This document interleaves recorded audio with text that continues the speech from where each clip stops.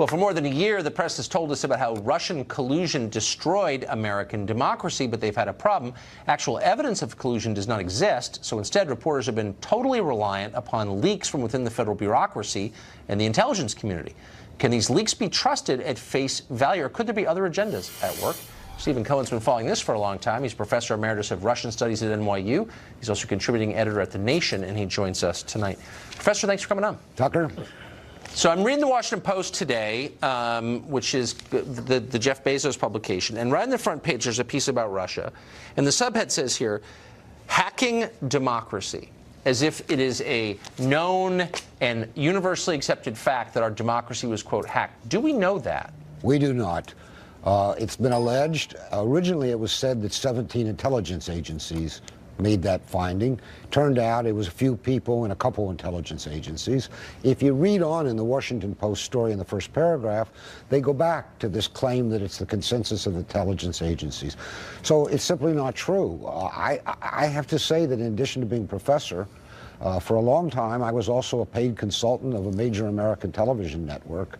I admire mainstream media. I learned a lot, but I have never seen media malpractice like this before in my life. What that constitutes is essentially making allegations for which there is no verified facts, information, or evidence, and then basing your commentary on it. So, briefly put, it's said that somehow Trump has been compromised by Putin, the leader of Russia. Then when Trump does diplomacy with Putin, the New York Times literally calls it treason. I've never seen anything like this before. So a lot of what we think we know about this story comes from the intelligence community or from the permanent parts of the U.S. government, career bureaucrats, some of whom are knowledgeable. But they're passing on information to reporters, and reporters appear to be reprinting it uncritically. Do you think that reporters should keep in mind that there are sometimes agendas attached to these leaks?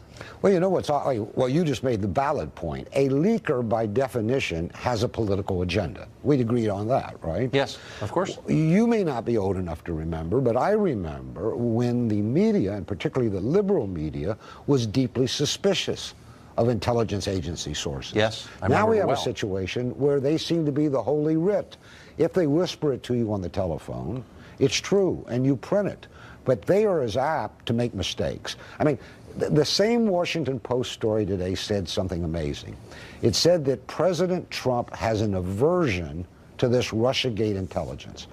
How nice it would have been if John F. Kennedy had had aversion to the intelligence that led to the Bay of Pigs. How nice it would have been if President Johnson had an aversion to the intelligence that led us ever deeper into Vietnam. Well, and nobody exactly right. need recall Bush's reliance on intelligence when we went to war in Iraq. A president who is skeptical about intelligence, critical-minded of it, is a good president. Is a wise president, for certain. So just to circle around to my first question to make certain I have this absolutely right, do we have, that you have seen, any evidence at all that the Russian government materially affected the outcome of the 2016 election? I have heard you say repeatedly there is no evidence. I've looked harder than you have. I've looked here in America, but I also have looked in Moscow. I mean, when I'm there, I ask people I know, and yes, I confess, I do know people who are or have been Russian intelligence agents. I haven't found anybody in Moscow who believes this story. And you are a Russian speaker, so that says a lot.